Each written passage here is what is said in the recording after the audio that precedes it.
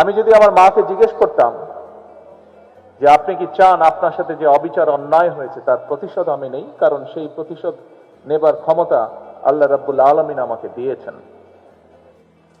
আমার মায়ের সন্তান হিসাবে আমি নিশ্চিত আমার মা আমাকে বলতেন, তোমার দায়িত্ব দেশের সকলকে ঐক্যবদ্ধ করে সামনে এগিয়ে যাওয়া, দেশকে সামনে নিয়ে যাওয়া। আমি যদি আমার ভাইটিকে জিজ্ঞেস করতে পারতাম যে তুমি কি চাও তোমার সাথে যে অন্যায় যে অবিচার হয়েছে, যেভাবে তোমাকে মৃত্যুর মুখে ঠেলে দেওয়া হয়েছে, যারা এর জন্য দায়ী তাদের বিরুদ্ধে আমি প্রতিশোধ নেই, কারণ সেই ক্ষমতা আল্লাহ আমাকে এখন দিয়েছেন। আমি নিশ্চিত দুভাই আমরা একসাথে বড় হয়েছি, তাকে আমি চিনি, তাকে আমি জানি, একই রক্ত আমাদের শরীরে প্রবাহিত।